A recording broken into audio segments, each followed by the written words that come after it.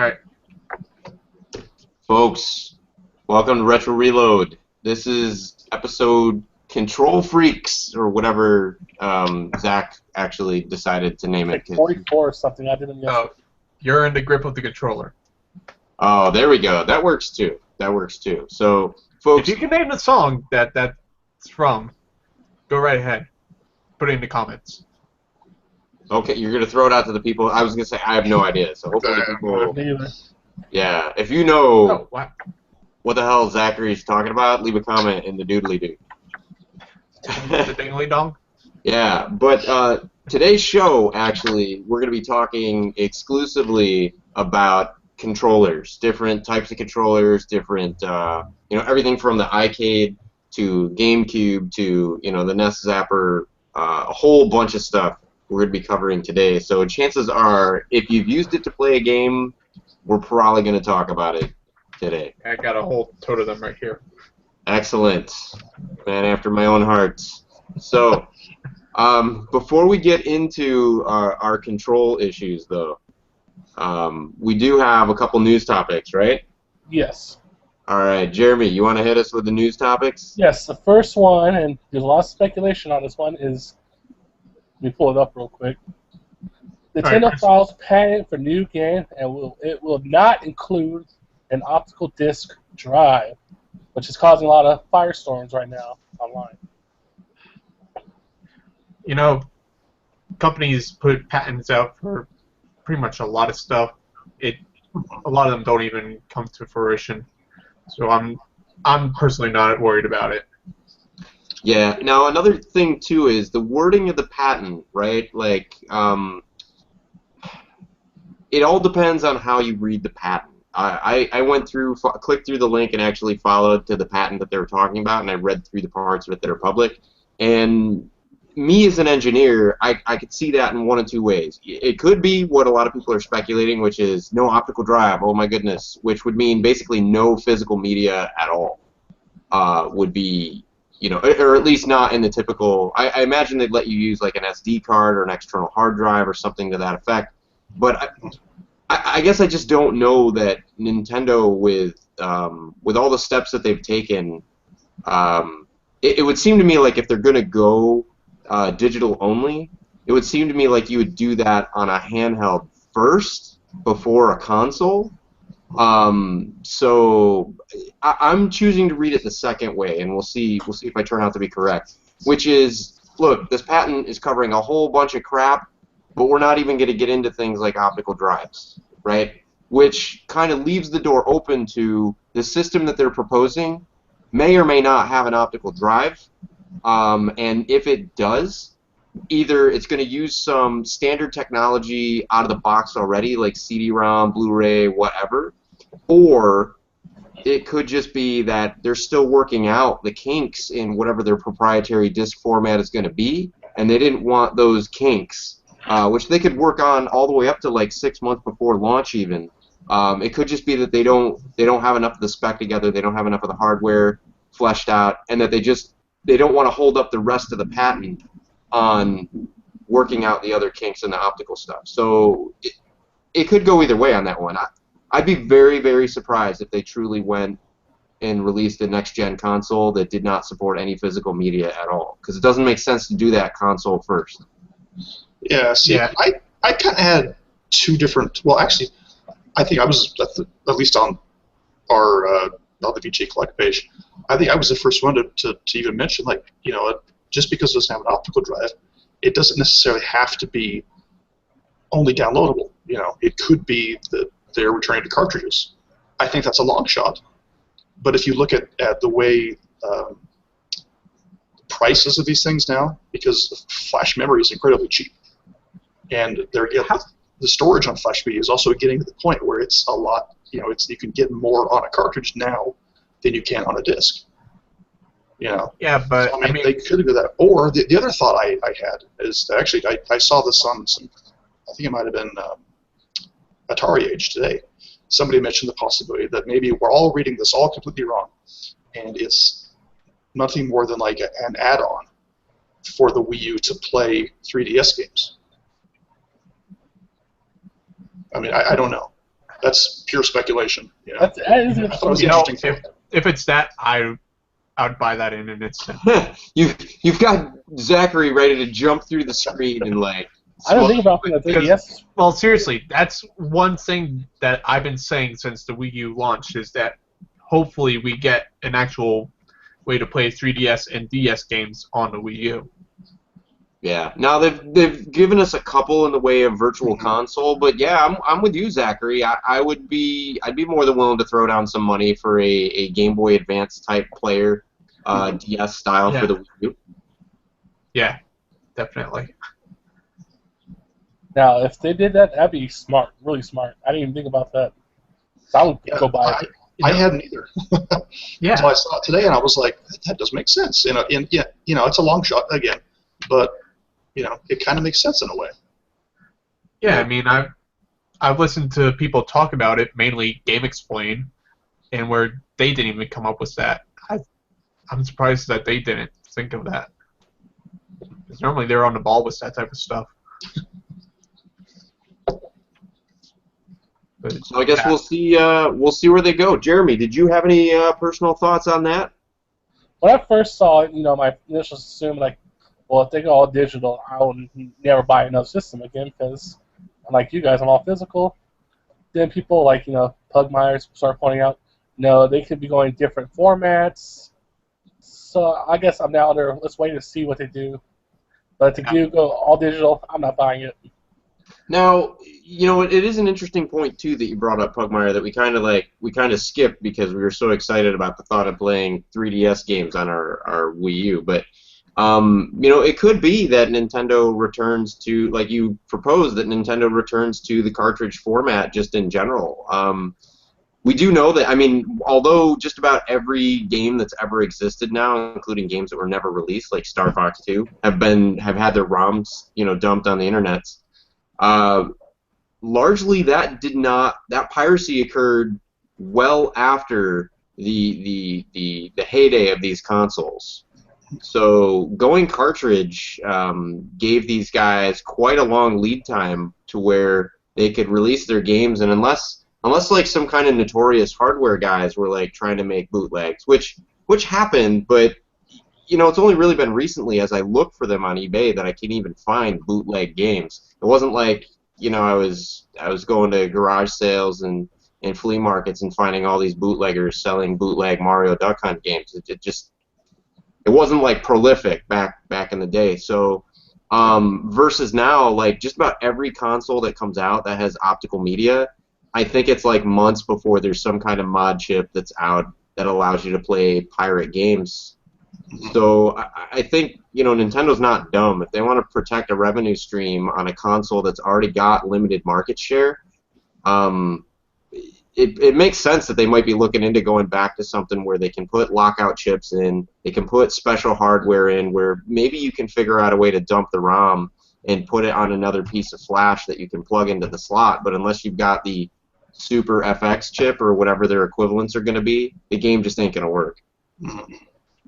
Yeah, it does require a certain amount of, knowledge as well as supplies to actually make the cartridge.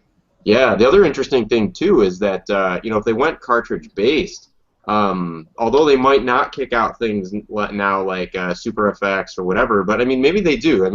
One of the limits of going optical only is that with the Wii U, if you release the system and it's underpowered, Nintendo can't play the old tricks that they played with the Super Nintendo of, technically we're underpowered compared to the Sega Genesis, but with some extra processing in the cartridge, suddenly we can give you a kick-ass game like Star Fox that just has no equivalent on Sega Genesis. You can't really do that when it's just a piece of plastic, that you're reading data off of. So this might be a way for them, if not for the Wii U, at least for maybe the NX. Maybe this is a way for them to say, we're going to future-proof NX as best as we can, and then we're just going to we're going to go back to the old expansion mode, the old, put extra chips in the cartridge mode. And then if they can do that with, extra processing, there's even no reason why they can't change up the security chips in each of them. So if certain cartridges end up being bootleggable, all they got to do is kick out a new type of, lockout chip, and the new cartridges are invulnerable to the old hacks. So when you combine the fact that you could now have a network-connected device that you can push software updates to, with the fact that you can change whatever hardware is actually delivering the software that's on the cartridge, I mean, that would basically make for, if not an unbreakable system, at least a very inconvenient to break system. It's true. Yeah, So maybe they're going back cartridge. And we're also, you probably heard a lot of the rumors about how the NX is supposed to be the bridge between handheld and console. So maybe this would be a way for them to be able to print a game and we're have it on both. Could be. Really could be. So I'm going to say, let's not panic. Let's not start boycotting Nintendo and petitioning them and everything. Let's let them at least show us some demo hardware at E3, and then if, like in Microsoft fashion, if they show us something we don't like, let's scream loud enough to make them change their minds before launch. Yeah. Protests in the streets, right? Absolutely. Sorry for the next story. Ready for the next story. It's Nintendo again. Nintendo is once again open to movies based on its games. So, another Super Mario Brothers, yes. Whatever.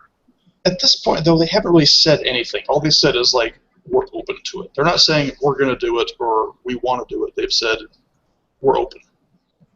That's not really a confirmation of anything. To me, I read the article when it was posted. I read the article and I thought, this is news. Why is this news? Like it seemed like a kind of a non-issue to me. It seemed like a very odd press release. Yeah, I can honestly say, Nintendo franchises. Maybe it's just what we've seen, folks do with them so far already. Mario Brothers did not impress, right?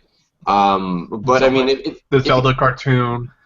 Yeah, I mean, with the exception of, say, Zelda, I would argue that most of the other franchises don't really lend themselves well to movies. Metroid, possibly.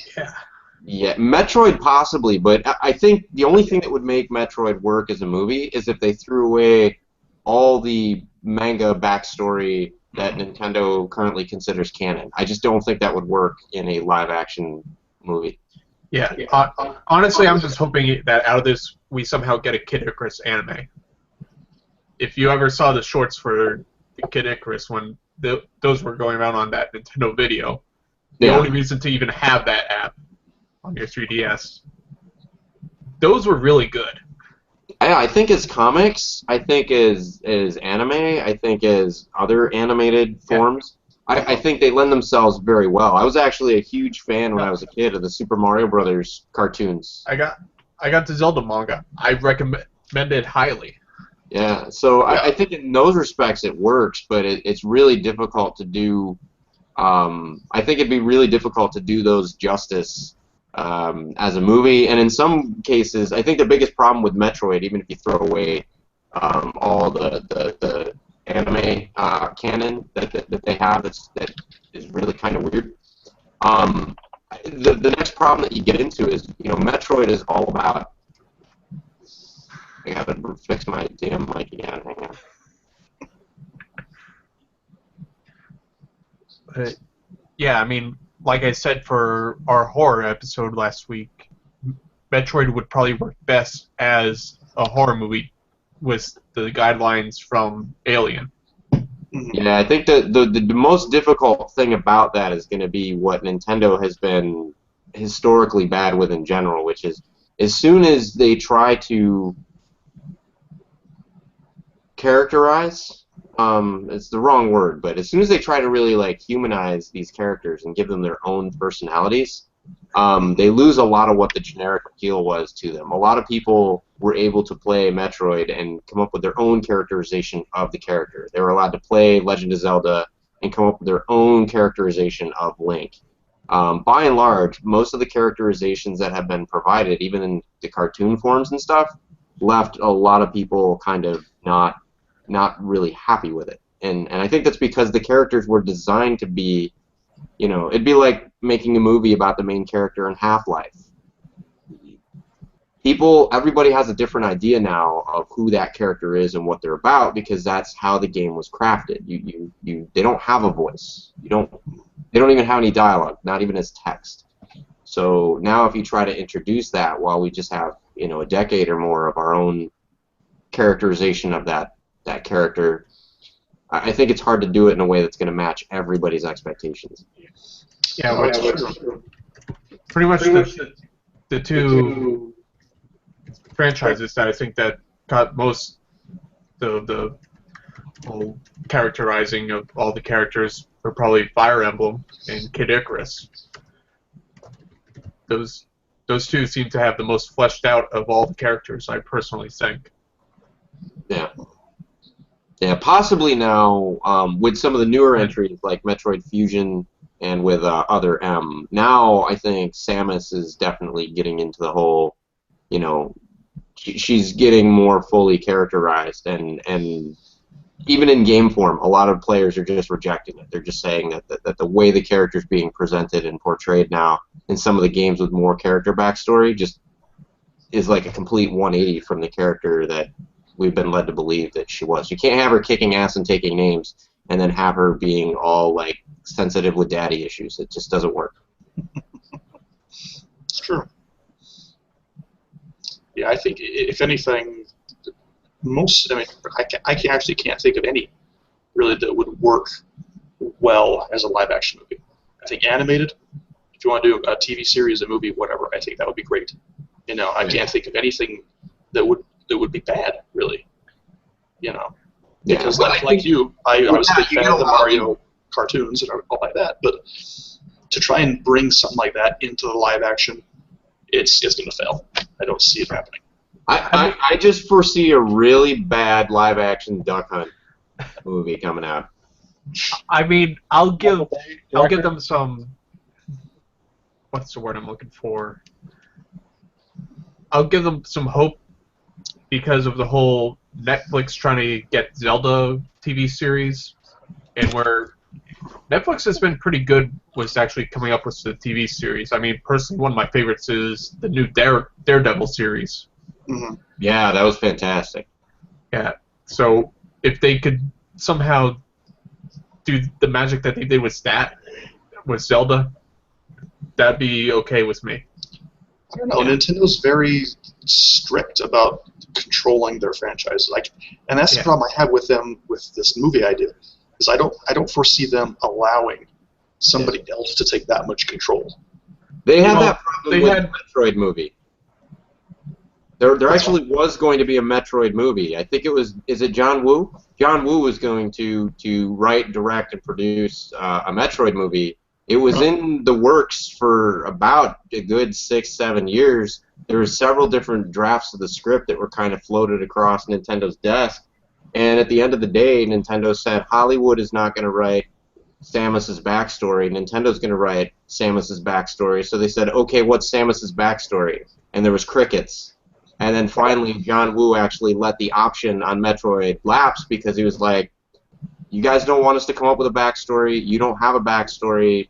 Maybe we'll talk again when you guys are really serious about letting somebody make a movie out of this. And not in like a bad, horrible, I hate you kind of way, but in a he desperately wanted to make, I can't say desperately, but he really wanted to make a movie that was going to be, a peek into who Samus was and that fans would accept. But Nintendo, like you said, Tyler, just was not ready to let someone else write the script. Yeah, I mean, the last time that really happened was with CDI Zelda games, and you know how those turned out. Yeah, and most recent examples of Nintendo actually letting any sort of IPs out to people to use.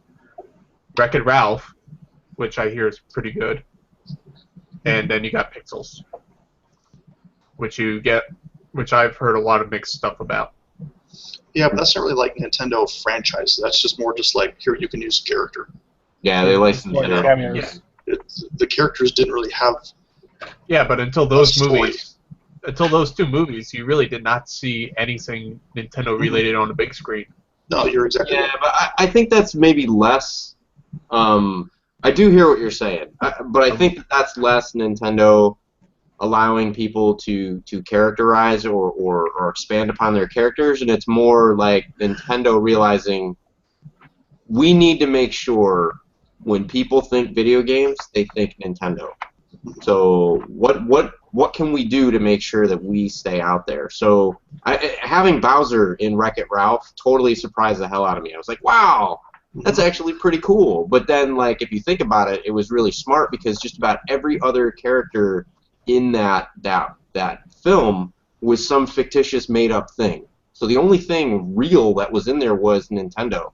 And I think that, you know, that means something. And then the same thing with, you know, some of the other movies, you know, coming out like Pixels, right? Like you can't have Pac-Man in there, which is textbook Namco now. Everybody associates Pac-Man with Namco, and then not have Nintendo in there somehow, right? Because these guys were fierce competitors back in the day. So I think it's more of Nintendo trying to stay relevant and trying to stay in the forefront of people's minds. Games equal Nintendo. There was a time when you didn't go to your friend's house to play video games. You went to their house to play Nintendo. And it didn't even matter what kind of system they had. It was Nintendo. You went to go play Nintendo. Those At days least according to your mother. Right, exactly. But those days are gone now, right? And so they got to do something, otherwise it just becomes generic video games. And I don't think they can survive if people don't think Nintendo when they think video games. All right, so ready for the first topic? This is yours, I believe, Chris. We missed it last week. Yes. You want to introduce us to it? Sure. This is actually I picked up at the thrift store. The Ion Arcade. This thing is actually pretty darn cool. What it is you set your iPhone or your iPad. The top can flip up and you can set an iPad in here. And then basically, this is a Bluetooth controller, and you can use with iCade-compatible games. You can actually use this whole setup as a Bluetooth controller. So for iCade games, the selection, like legit iCade games, the selection is actually very limited, which is my only complaint about this. It does use a micro switch design for the joystick and for the buttons. But it actually, for arcade games, true arcade games like Pac-Man and Mortal Kombat and things like that, it actually works incredibly well. The micro switches are packed in pretty tight, so you don't have any real issues with diagonals not registering and things like that, which was surprising to me, because another controller I'll talk about later that's absolutely horrible uses a micro switch design and it sucks balls. But the other thing too, though, is that if you have a jailbroken iPhone, or if you're using something like an Android tablet, then you can actually use things like MAME for iOS or MAME for Android. And Mortal Kombat on this thing is really, really awesome. So Street Fighter 2.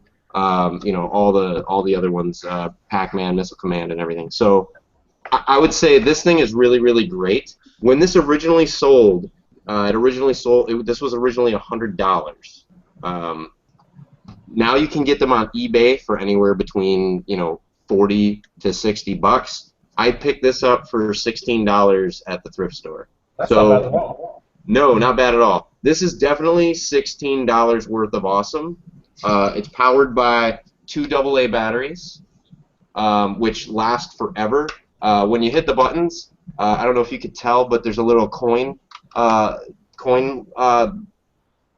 door thing that kind of like lights up that lets you know that it's activated and ready to play and that the battery is all good. Really, really good. This is the way to play Mortal Kombat, and it's really kind of funny. Like, you would think that a little tiny screen like your phone or whatever, you just wouldn't be able to appreciate an arcade classic like Mortal Kombat. You get so into it with the controls being so authentic and feeling so authentic to the arcade. that you forget that you're looking at a screen about that big. So is it fairly heavy? So like when I'm raging, I'm not like going across the room. Well, let's be clear, right? You're not going to pretty like the hollow bottom. You're not gonna. I don't recommend you sitting this on your lap and being like, right? I recommend you set it on a tabletop or something like that, right? Yeah, on the desk, this would be absolutely great. So the main thing, the main problem that I had with it was really just on the iPhone. There's not a lot of games. I think there's like 100 games, but they're most of them are obscure games. Every now and then you'll get a really good one like Pac-Man. I know Atari, you can get all the Atari classics are compatible with the iCade. But a bunch of other things, like games that you would expect to be compatible, just aren't. Like Double Dragon, not compatible. Mortal Kombat Trilogy, not compatible. Sonic the Hedgehog, things like that, not compatible. Doesn't make any sense why. But if you've got a jailbroken iPhone and you've got emulators and stuff on here, there's a whole host of emulators for a jailbroken iPhone that do support iCade. The only complaint that I have is with MAME for iOS. You do have to go in per game and remap the controls because by default it'll be totally screwed up. I had to do some remapping of Mortal Kombat to make it playable, but once I did, I was playing it all night. It was awesome. It was really, really good. So $16 worth of awesome. I would even say if you could get it for $20 or $30, it's definitely $30 worth of awesome. Folks, don't pay more than $30 for it though. It's unless you have jailbroken devices like an iPad or something that you plan to put in here and use all the time. It's for quote legit games that you're going to get out of the App Store. There's just not enough support out there for it yet. All right, I have one question about that thing. Yeah. With the stick, is it 8-way or 4, or is it square? You know what? That's actually a really good question because the one downside of getting it with a getting it at a thrift store, what I have in my hands is what I got. I didn't get a manual with it. Although it does have instructions on the top, it doesn't really talk about whether or not it's an 8-way or a 4-way controller. So I don't honestly know. Well, I mean, like right here, I have my Hori pad. I opened up the back earlier. Yep. As you can see, it's got the square there. So when I go to use it, when I go to left, right, up, or down, it always feels like it's going off to the side of it. Well, I could definitely say, and I kind of alluded to this before. I gave a slight mention to it. Playing Mortal Kombat, I was able to pull off every move, no issue. It felt like I was playing Mortal Kombat in the arcade. Street Fighter 2, I was able to throw, Hadoukens and all that stuff just fine. So the only times I caught myself dying were times that I sucked. So, so whether it's a 4-way or an 8-way set of, set of buttons in there. It's just a little piece of plastic that limits the way that you can move it. Yeah, so I'm not really too sure which they use, but I can say the controls are pretty tight. So I was pretty happy with it. I'm not a fan of the clicky button type the micro switch design in general, but in this case I didn't hate it. It was actually it was pretty decent. Pretty cool. So. Alright, so on that note, we'll go to controllers in general. So, everybody, your favorite controller? We'll start with that. Favorite? Favorite controller? Oh my goodness. Alright, I've got 2, I guess. First being the GameCube one. Right here. Oh, been a big fan of this since I first got it. I mean, feels right. Each button, you know which one you're pressing when you press it. When I eventually got the 360 and stuff, I had a bit of a hard time knowing which one I was pressing without looking at it to begin with. Because I never had controllers like that before it was either this or an N64 controller. The other one, the DualShock 4. Yes, I totally agree with that. Yeah. I'm one of those people who do not like the original DualShocks. This one, they improved it a hell of a lot. Especially the trigger buttons compared to DualShock 3. Nice. I have to say my favorite, if I have to pick one, my favorite would have to be the 8-bit DO's Bluetooth replica of the Super Nintendo gamepad. This can be used on a PC as well as on various different Bluetooth-enabled devices. It is a one-to-one. This is the actual real SNES controller. This is the 8-bit DO. And as you can see, they are like practically in size, shape, and even weight identical.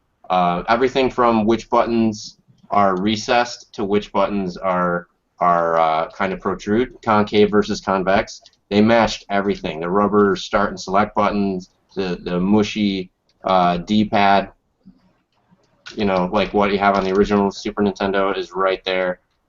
So really a fantastic recreation. If you're going to play Retron 5 or if you're going to play games on PC on an emulator or a Ouya or whatever, this is the controller to get, definitely.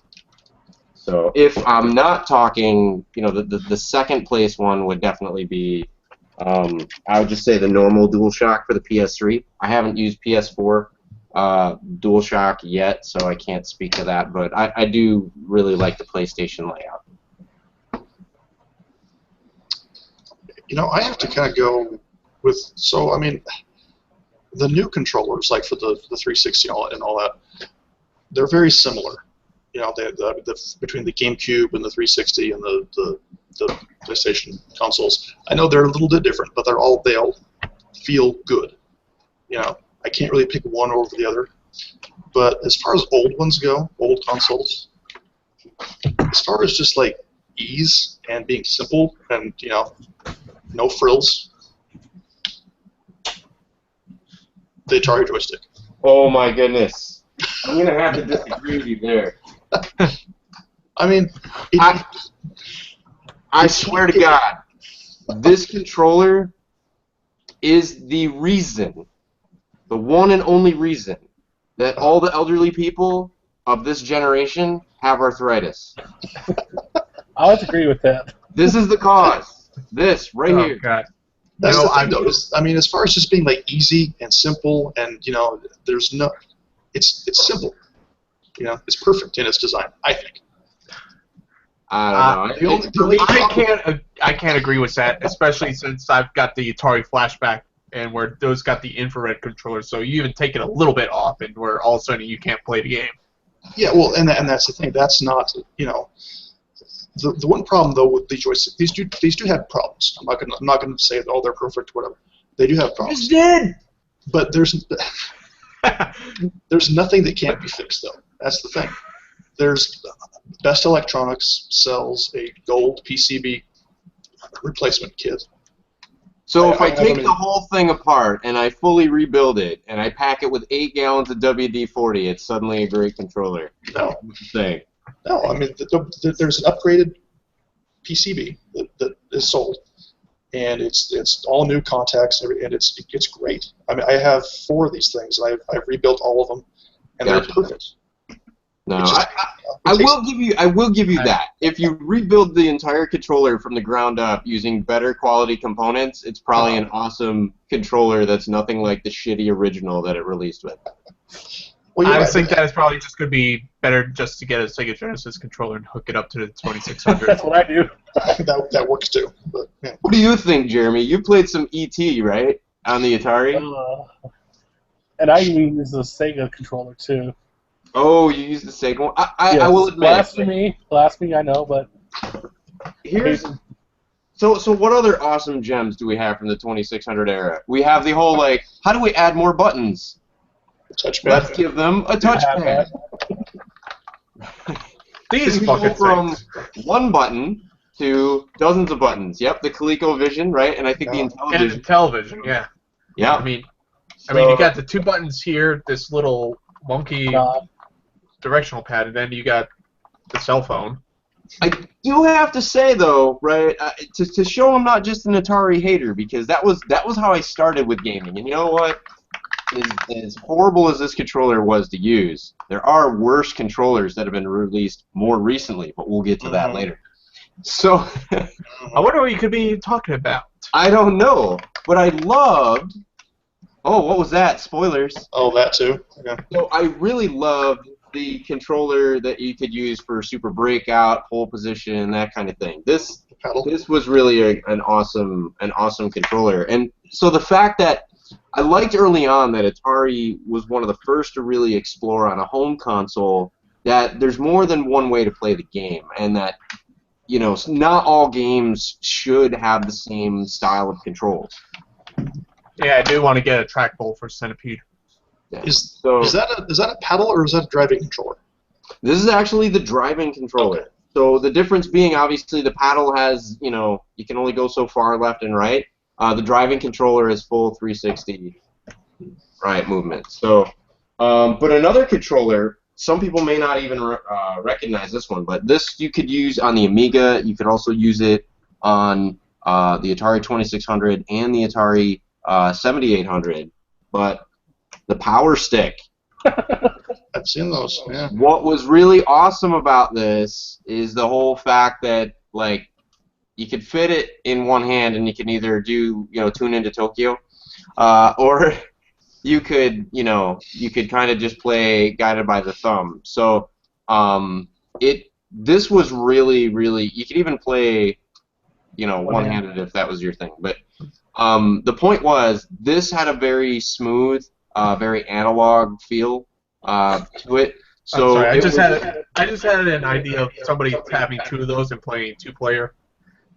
Yeah, I know, right? I know. So, we're Retro Reload. We're a family show. Yeah. So, but yeah. So if it was a choice between this controller and this controller, I would actually go with this controller. Bonus is the 2 buttons on this one actually make it, like I said, really useful for 7800 games. So, the Amiga Power Stick, definitely a great way to play some of those older games.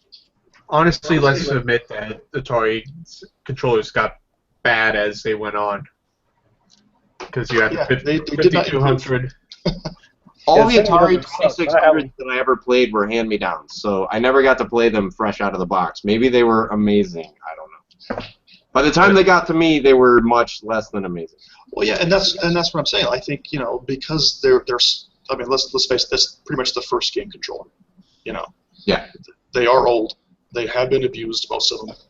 So if you do take the time and the effort to locate the parts, they're actually pretty solid. Yeah, the frustrating thing for me with those is that a lot of Atari games required very precise, gameplay, and so I guess it's like you go into like a match and one guy knows like Taekwondo, and then the other guy just knows the doggy paddle, and they try to get into a fight, and it's just hilarious. So that to me is the Atari controller in a precision game. It's just very difficult. Somehow we managed to do it. Like I remember being able to play Yard's Revenge until the game locked up because it couldn't increment the score anymore. How the hell I did that, I have no idea. How's your arthritis doing so far? I know, right? I constantly ache. But Jeremy, I believe you had a favorite controller that you want to talk about. Well, I pretty much got to agree with Zach. It's N64, then PS3 and PS4 so far. The only bad thing was though going from a PS3 to PS4. So this thing? Yes, the ship. The Trident. Did you ever have the Super Pad? I actually have one. It was a hand-me-down. I never used it though. Oh god, that one. Because I'm not a big fan of the third parties. I actually found the Super Pad to be a little bit more usable than this, mainly because the Trident one for me, just leads to a really uncomfortable, unnatural grip on the controller. Well, how do you hold it? Let's see how you hold it. Oh, okay. See, I hold it on the outsides, both of them. You hold it here? Yeah, that's how But then what do? You reach way over here to get to the thumbstick? I managed to do it when I was a kid. I used to bug my brother around. Wow. I mean, I always held it just like Dash was doing it. Yeah. I never had a problem, but this was also my first controller that I ever had. Huh. That's pretty interesting. Like I could see doing that, I guess, with this one, right? Well, I guess even that's unnatural and awkward. I don't know, dude. You just must have like super freak thumbs or something. This is the only controller that you can actually do that with, I think, as far as Nintendo pads go. I had one of those. Now, what's interesting, though, I'm going to give you that one, Jeremy, because what's interesting to me about the N64 controller, I've never met people who are kind of like, meh, about it. I've met people who are like, they either love it or hate it. Yeah. I haven't played a game long enough to really develop an attachment for it or a detachment for it, but, I played Star Wars Episode 1 Racer once on the show. I played a little bit of Mario 64 on it once just to test and make sure that it was working. I played some Shadowgate 64 actually last week to test an N64 that I picked up at a thrift store for $10, but I haven't really. I don't know. I guess I'm the first person that's like, meh. I mean, I don't like hate it with a passion, but I certainly am not like, this controller is a joy to use.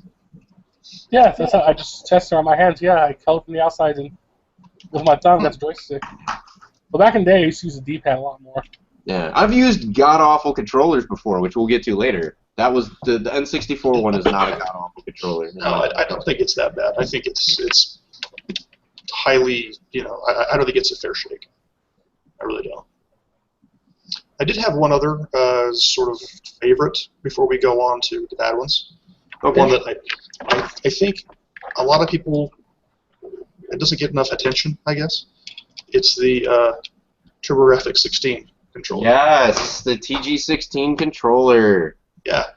I mean, it's taken everything that was great about the original NES pad and just improved on it.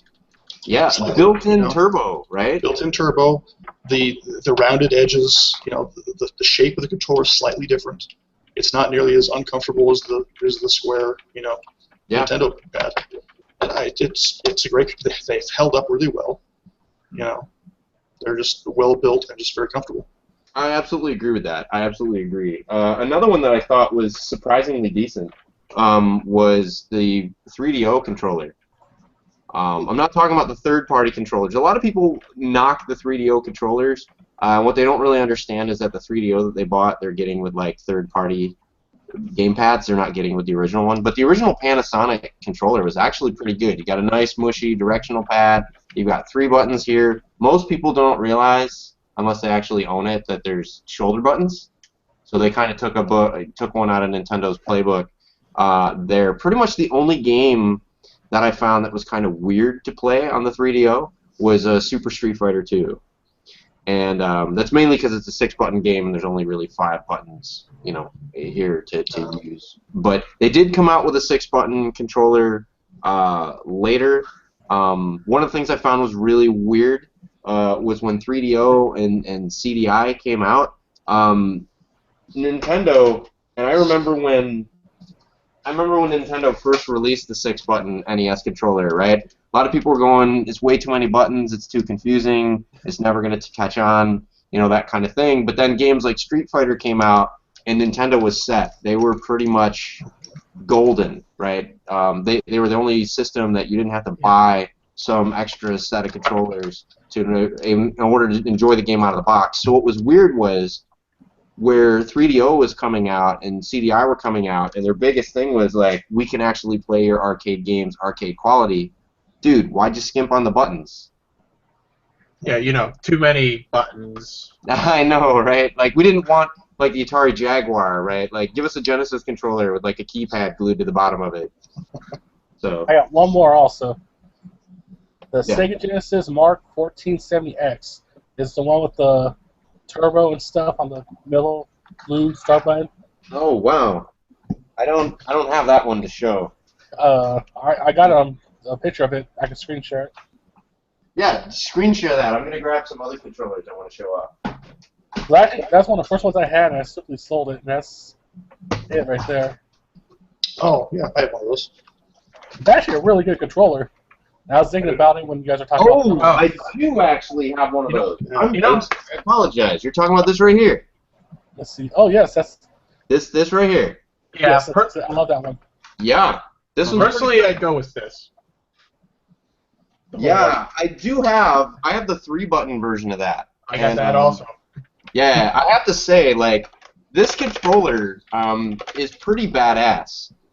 If you're playing like Streets of Rage, or if you're playing Mortal Kombat, or I think the one that surprised me the most, that's excellent with this controller, or I imagine with the 6-button version, is Teenage Mutant Ninja Turtles: The Hyperstone Heist. When I would play the game with a normal D-pad, a lot of the moves, like the specials and stuff like that, seemed kind of random. But when I played with this controller, what I realized was that it's not random. There's definitely, movement and key combos and stuff that each character has different moves associated with those. But when you're playing it with a D-pad, the control can be so kind of like imprecise, and the timing is so the nature of the controls is so arcadey that when you're in the throes of it, it can be kind of hard to really get into a rhythm where you're doing the moves on purpose. Whereas with the stick, it was like it's just like a fluid movement, and that associated with a button press, and it seemed automatic. Although I just, I suggest if you're gonna get a arcade stick for the Genesis, I definitely go with the 6-button one, which has a switch here for actually 6-button and 3-button. Yeah, I picked up the 3-button. Biggest difference between them is really this one has LEDs that light up. Ooh. But what's common to both of them, this area here to rest your hand while you're using the control stick, this was genius. Whoever came up with this, really awesome idea. You don't have to worry about your hand falling off the controller or holding your hand at an awkward angle to play.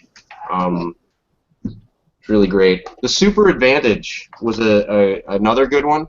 The disadvantage of the Super Advantage was it came out before Street Fighter and Mortal Kombat, so the layout ended up being not optimal for those games. So as you can see, here's L and Y, right, and then here's X, B, A, R. It's not really built for like a Street Fighter layout or a Mortal Kombat layout. So those games end up having slightly awkward controls using this, but otherwise a great controller. So I don't have an NES Advantage. That one was also really, really good for the Nintendo if you want to play games like Donkey Kong, Pac-Man, Burger Time, things like that. Yeah, mine's downstairs somewhere. Shame on you. I have two, but they're both broken. For GameCube, here's the problem with the Advantage, at least with recently, is that I can't use it on the Retron 5. Do you have the latest firmware? No, it's the fact that the cords, you can't really. I don't want to pull it apart and plug it in that way. Ah, okay. Oh, yes. I gotcha. So, in terms of GameCube, folks mentioned GameCube. I'm not a fan of the default controllers that come with the GameCube, mainly because they're corded, and even before cordless controllers became standard on systems, I would always go for third parties. What was really great for the GameCube was, you could see it right behind me, the Wavebird Wireless. So, really awesome controller. The only thing to be careful of, and I fell victim to this, if you use it on the Nintendo Wii, there is the possibility that on some of the earlier models, the first couple year models that came out, for some reason, leaving the Wavebird Wireless dongle connected to the GameCube controls on your Wii will eventually burn out some components on the motherboard of the Wii, and you will have no choice but to send it in for service. It's good to know. I didn't know that. Yeah. So I've never had that problem. yeah, some people don't. If you had one of the later revs, you wouldn't have the problem. If you had one of the earlier revs, it had something to do with how much voltage it draws. It draws too much, and over time it can warp some of the components on the board and make them inoperable. I mean, mine's not a launch model, but it's one of the ones from the first year, and I never had a problem. You got lucky so far.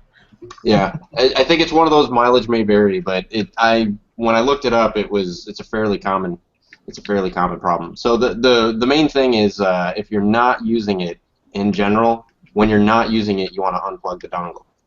It's kind of like Atari's where you don't want to keep them plugged in when you're not using it. Yeah. So we skipped gun controllers. I know that we're kind of running close on time, but I don't want to like skip out on them. There's two guns really. Man, this. There you go.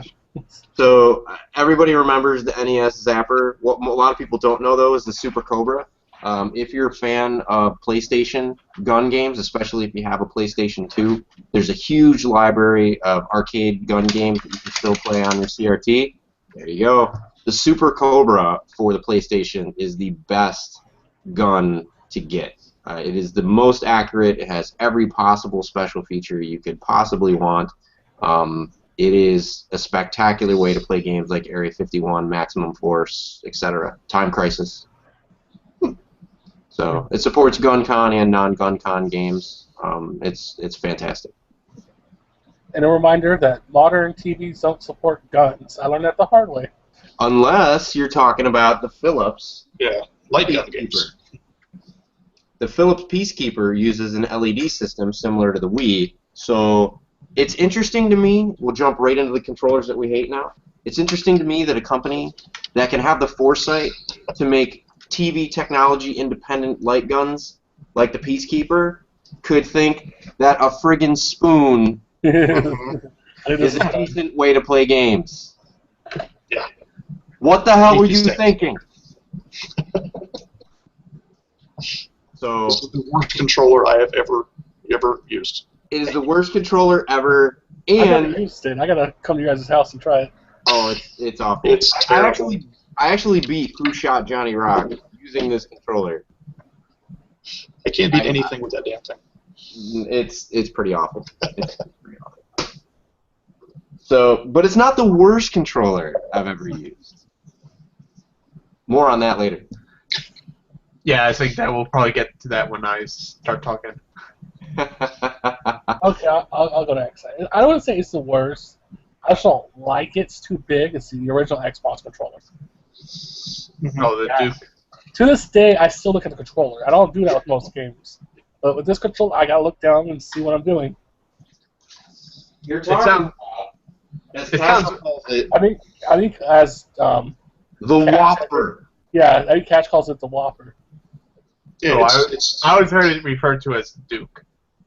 yeah. I don't know what they were thinking, but I still hate it to this day.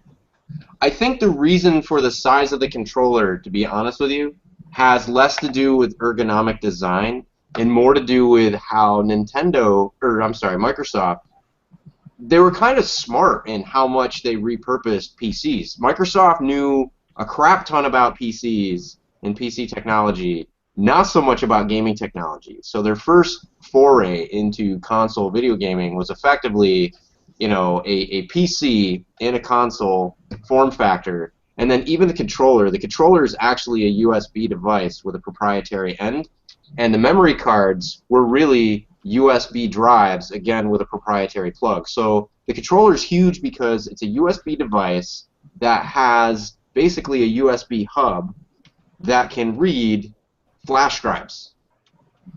Pretty revolutionary for its time, but the technology to support it was friggin' huge, which leads to the Whopper.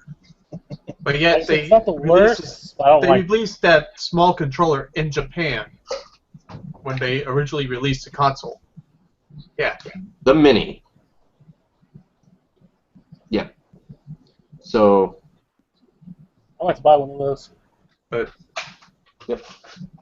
So yeah, it's definitely, I wouldn't call it the worst controller. I actually really enjoy, I haven't used the Whopper. I have it just because it came with the Xbox. But I actually was using, I don't have it here, but I was using a third-party Mad Catz controller because it was 2.4 gigahertz wireless.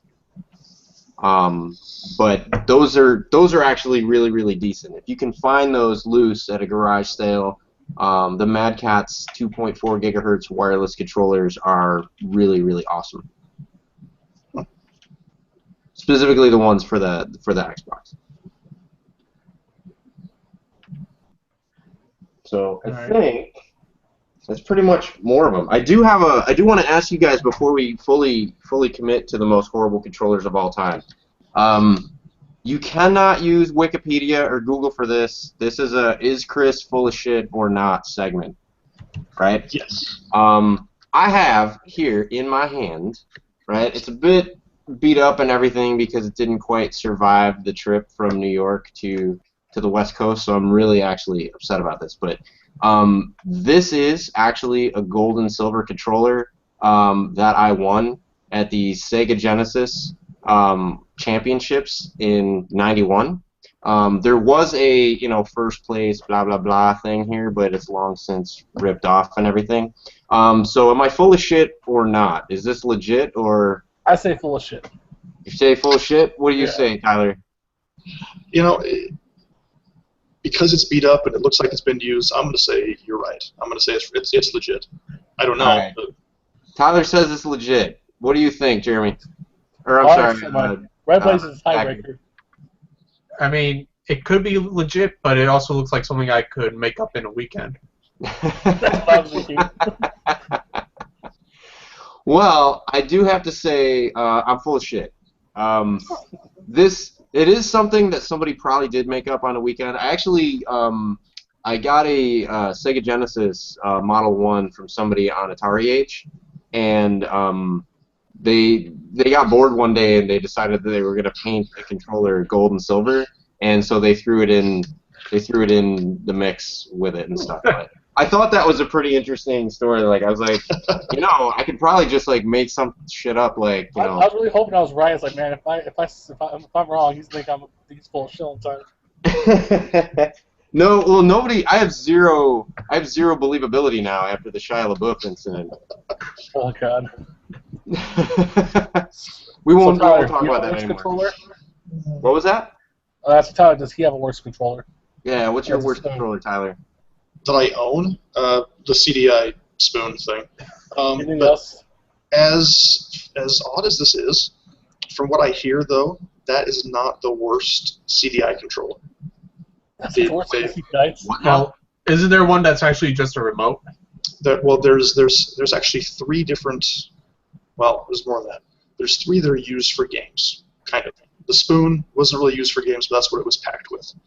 There's a gamepad that has 3 buttons. It looks like sort of like a Sega controller. Has 3 buttons. And there's also a 4-button that looks like an old Gravis PC pad.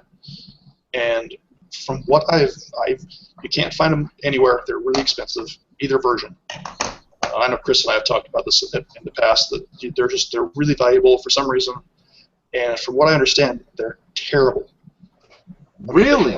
They have like a horrible. Their build quality, the lag, the response time is just horrible on both of them. So a lot of people, there was actually somebody online years ago that made an adapter to use a Sega Genesis. I saw that, and I have not been able to find anything more recently.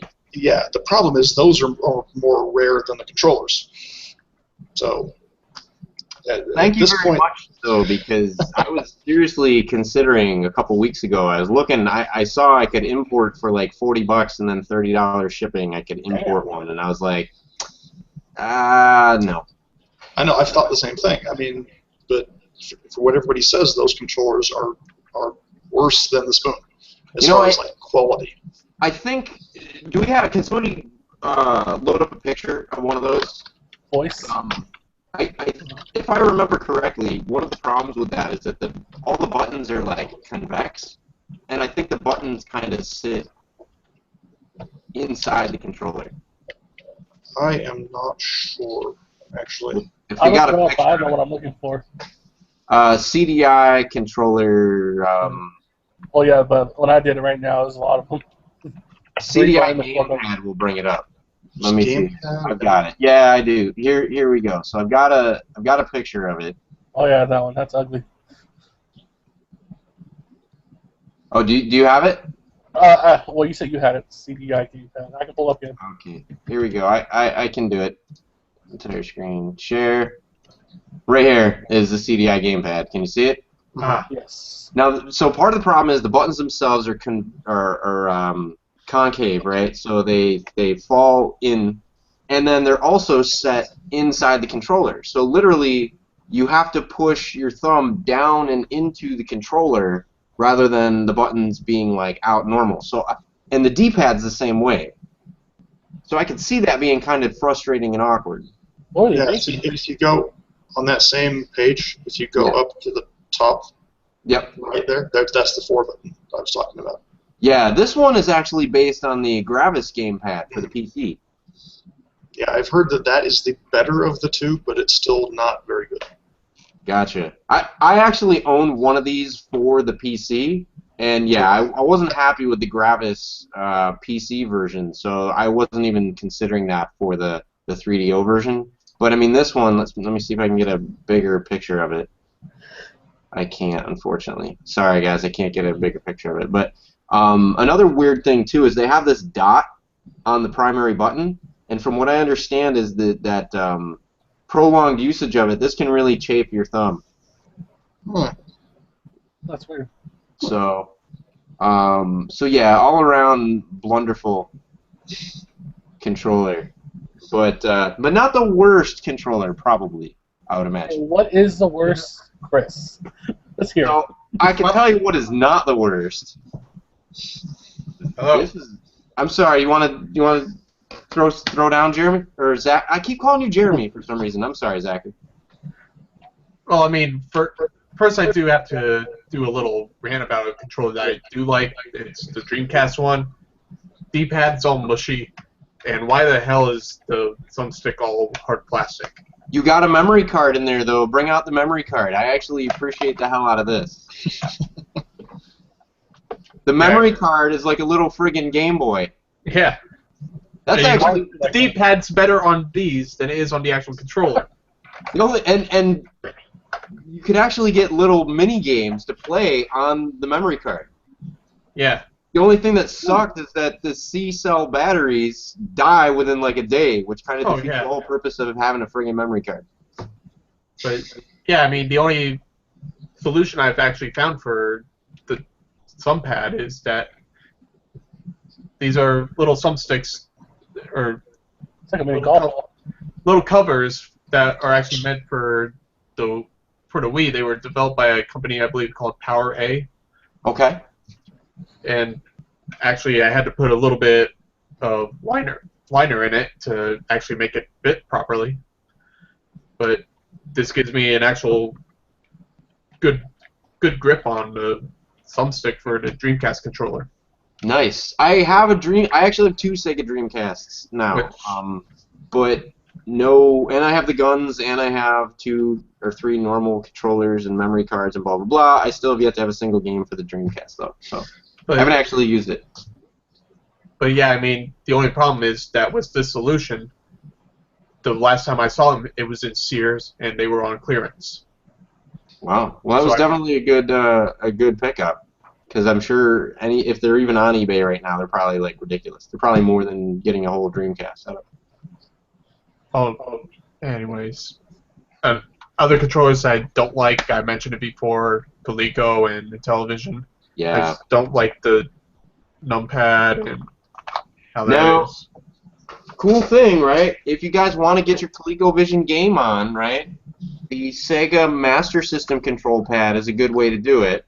Also, the Sega Genesis control pad. Basically, anything that uses a Sega Genesis or Master System connector will work fine on your Atari ColecoVision 7800. Yeah, and where, I mean, also, I got this third-party Wii U controller. The D-pad on it sucks. Oh, darn it. I was hoping you wouldn't say that. Because you can press it down in the center, and where it basically acts like you're pressing all 4 buttons. Really? Yeah. Oh yeah, that's just bad. I mean, all the other buttons are good, Yeah. and the thumbsticks are. Now what they did is on the Nintendo ones, what they did is where that little depression is, like on the other side of it, if you were to take the piece of plastic out, there actually is a dimple on it. Yeah. So what it is it rocks on the dimple, which gives it the kind of floaty feel, but it also prevents exactly what you're saying of like you could push down in the middle, you're gonna get up, down, left, or right. You're not gonna get all of them at once. Yeah, I believe the last game I actually used this for was The Last Story. Who manufactured that? You know? Oh, crap. XC, right? Oh, I'm sorry, you're talking about the controller. Yeah, the controller. Yeah, I'm trying to remember it. I bought it because it was like $10. I can tell you that on sale. I'm just wondering because the what's it called? The retro VGS is supposedly going to come with something like that. Yeah, I mean, this is pretty much the exact mold that they're using. Okay. Uh-oh. As far as I could tell. Yeah. Well, it should be a fairly easy fix, though. I mean, if all that's missing is that little nubbin, then you know. And even with that flaw, I'm sure it's not the worst controller of all time. That honor is deserved by one. Like you said, that's just a bad design flaw. Yeah. I'll try to see if I can actually find it. Okay, so let's have Chris tell us the worst controller ever. Okay, I can tell you. So this is not the worst controller of all time. This is also not the worst controller of all time. Well, what do these two not worst controllers of all time have in common? They managed to do what Hyperkin set out to do better than Hyperkin. Because this, my friends, this is the worst controller of all time. And I dare anybody on the show, or anybody down in the doodly-doo, to tell me differently. This is such a god-awful debacle to actually use to play through a game that if you guys can, come up with something really, really interesting, right, that you'll give me, or that you want to see happen, I will throw this in a blender and I will blend it live on the show. I don't know if we do a certain number of views. I don't know if we do a certain number of shares and likes. You know, guys, come up with something. But I will blend this live on the show. And hell, I'll even sync it with the Retron 5 so that we can see, we'll plug a game in and see what happens while it blends. Maybe it actually plays better in a blender than it does in my hands. Yeah, real quick, this controller was made by Interworks Unlimited. Nice. Interworks. Call up making that one. Tell them how to make a controller. Tell them this is not the way. So things I don't like about this button or about this controller, it feels incredibly cheap. It feels like if you drop it, it'll break. I know that if you drop it, it'll break because I've dropped one, not this one. I've dropped another one and it broke. In fact, it was 10 seconds out of the box, and I remember holding it. It was for my Gray system. I remember holding a controller, going, "Wow, this feels really light and cheap. I hope I don't." And then I dropped it and hit the floor and it broke. So my first 5 minutes with the system was me with a screwdriver taking the case off so that I could fix the little micro switch thing so that the controller was actually properly mounted again, because when it fell on that. Your two palms. What was that? Like, it looks like you put it between your two palms, you could crush it. It does, but and here's the other thing, right? Too like this for the first 5 seconds, like actually feels comfortable. But these are such hard edges. What happens is it digs perfectly into the palm of your hand. So when you're trying to play it, yeah, you see that? That's what we call a point. Yes. You do not want that where you're putting your hands. Exactly, but that's exactly where they put it, and it hurts really bad. The other thing that really hurts is that there's a certain amount of lag to the time when you do left and right. It's very, very slight. You probably can't even see it like when I'm here. But if you listen to it, you don't hear the click anymore, right? Look at how much play is actually in. Look at how much dead zone is in this before it'll actually register a click. Now it'll do it. That's crazy. But look at how much. play a hat. So what happens is when you combine the fact that there is a slight amount of lag because HDMI into any modern TV has at least 20 to 30 milliseconds of lag. On some TVs, it's as much as 100 milliseconds, which means you have as much as a 20th to a 10th of a second of lag in the frames that you're seeing for games that were built to be played with no lag whatsoever, right? So there's already some built-in display lag there. Then you have dead zone in your control, which means from the time that you think I'm going to go left or right or whatever to the time you actually click something that registers left or right or whatever, you've got some lag there, right? Now when you add up all those lags, the input lag, the display lag, right, what that means is expect to, in games like Super Metroid, it's friggin' impossible to do like back-to-back wall jumps with this controller on the Retron 5. I beat all of Super Metroid only because in the sections where I needed to wall jump, I either skipped those sections entirely or I plugged in the Super Nintendo controller and used the Super Nintendo controller because I didn't have one of these awesome things. I used the Super Nintendo controller to actually get through those sections because it was just impossible with this one. Now you think it would get better with age, right? You'd think that the more you used it, right, you'd have a certain break-in where the buttons become easier to push and all that stuff. What I've actually noticed is that the buttons become hypersensitive after repeated button presses. So what ends up happening is just putting your finger over the button will register as a button press, and then pushing down will register as a button press. Not every time, but enough times to where if you're playing an RPG and you're trying to go through the menus to pick what you want, chances are you hit the button once because you meant to open a submenu. You've already gone 3 levels in and picked your attack before you've even had time to say, hey, whoa, whoa, whoa. All I wanted to do was see what was in the next level of menus. So it makes RPGs a chore to play because it's kind of luck. You could be having a really good streak, and then suddenly like you just can't get to your items because it's too many button presses. If you're playing a game where like every button press counts, like Punch-Out, it could be the difference between winning a match and getting TKO'd. So because instead of doing left, right, you're doing left, left, right, and it ruins the pattern. The other thing too is just in order to charge these, Hyperkin decided for whatever reason that they were going to use a mini on this end, Micro. and then the other kind of mini on the other end. Right, Nobody does that. This part is micro. This part is micro, and the other part is mini USB.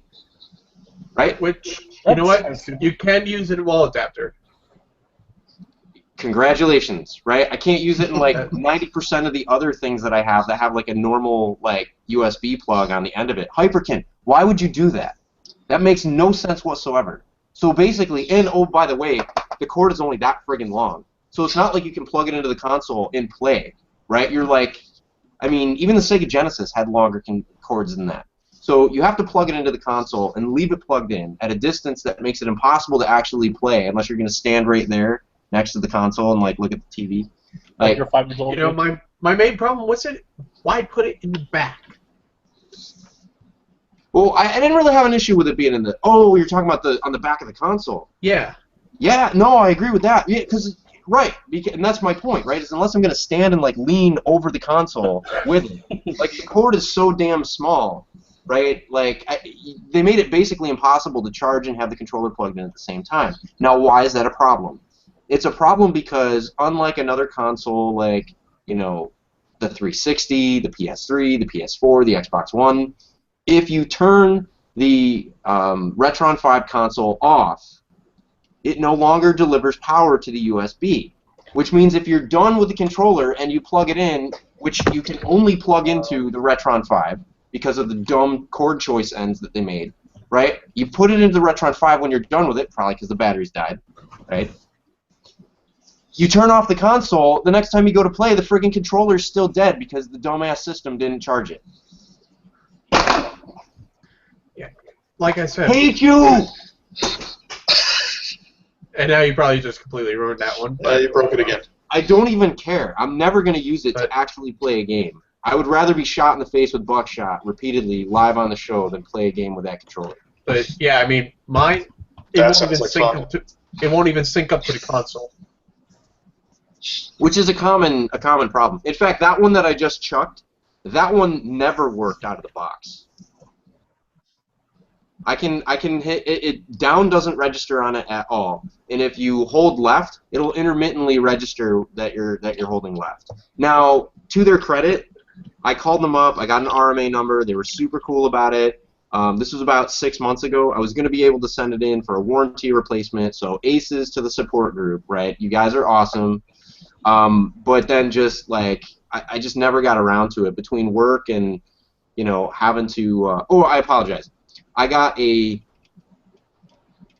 a support number that I could use to call another number to get my RMA number, and I just, because business hours conflict, their business hours conflict with the hours that I actually work, I just never followed up with the phone call because the controllers are so god-awful. I said F it, and I bought one of these, and then I haven't looked back. So these controllers are really, really good. The Retron 5 as a console, we can do a separate review sometime. It is an excellent console. The problem that I have, and the reason I'm so passionate about how horrible the controller is because the controller can single-handedly ruin what would otherwise be an amazing experience on a great console. Yeah. It's a tragedy that is the controller that comes with it. Yeah, like I said, mine, it was working all right, then all of a sudden just it won't even sync up to the console anymore at all. I don't know what happened or anything. I never threw this. I never dropped it. It just suddenly stopped. I maybe. So you need to put yours in the blender too, then. Maybe we both put ours in the blender, right? I will soak mine in gasoline, light it on fire, and blend it while it's on fire. I think you'd be I really want to do that for some reason. I don't know why, but I really want to do that. Oh, I'll take a sledgehammer to it. Yeah. I mean, I don't. You guys know me. Like, I don't usually rage on something, but I guess the thing is, I've tried with many different games to give that controller a fair shake, because I know some people don't mind it and they think that it's okay. In fact, my wife, she saw the show where I said I was going to blend the controller, and she goes, "Oh, absolutely not." I knew she was saying that. The reason is, and I chucked the controller already, and you chucked yours, so now we can't show it. But one of the things that was nice about the controller is that in the upper right-hand corner and in the upper left-hand corner, they have mappable buttons. So what's really cool is I have it so one of them was instant save and one was instant reload. Yeah. That is actually ridiculously useful when you're playing a game that's kind of a grind, like Mega Man or something, because it makes saving and restoring like super quick. So you can actually, make it through some of those tough spots without having to hit a button, go to a menu, select the option, and go back and forth. So there were some really good ideas there. I like that it's a 6-button controller in addition to having the L and R. I mean, they did some really good things. I do like that they tried to put something there for you to rest your hands. The biggest beef that I have with it is that if they had actually play tested these controllers for any serious length of time, they would have clearly seen that their good ideas didn't make for a good controller.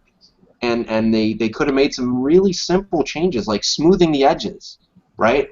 Would have made a huge difference, right? Maybe not going with a micro switch design, or at least a tighter micro switch design for the thumbstick could have made a huge difference.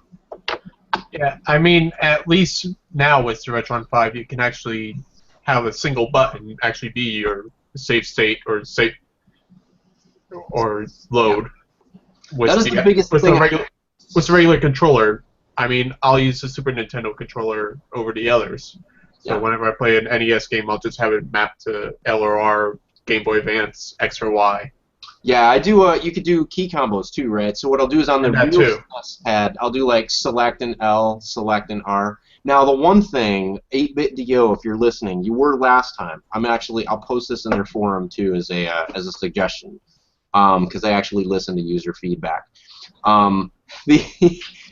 What was really good about this controller was that they did manage to map it so if you hold down L, R, B, and A, it counts as the home button or the pairing button for the Retron 5.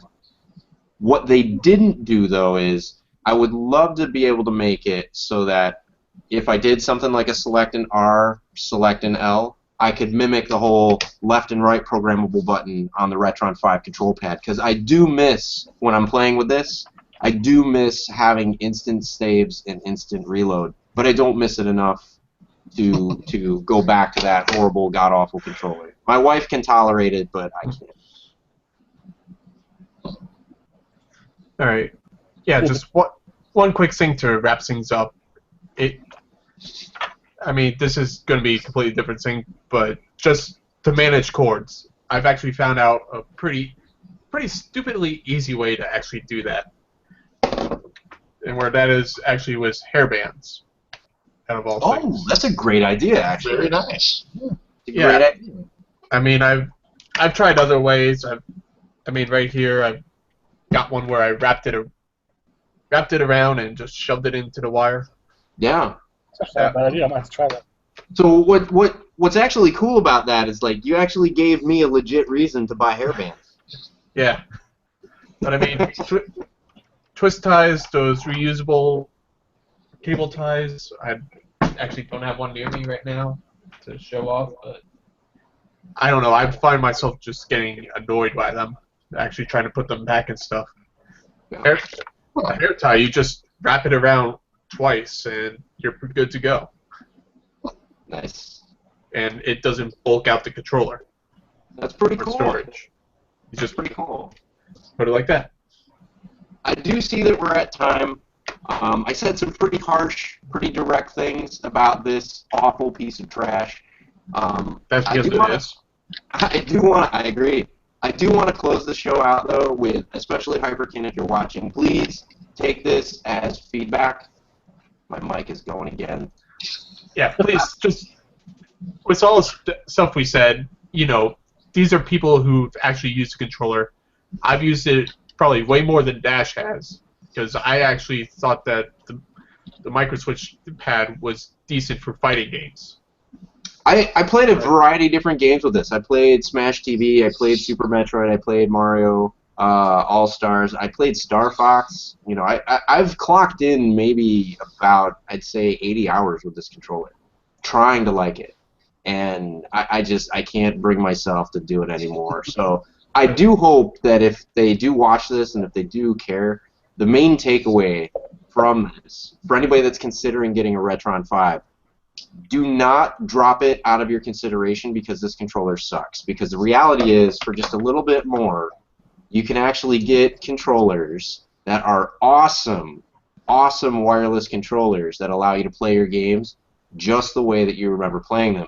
Even if you don't want to pop for these controllers, Hyperkin went to great lengths to support your NES, Genesis, and Super NES controllers. So you can bring your old controllers along for the ride as long as you don't mind being corded, and they work incredibly well.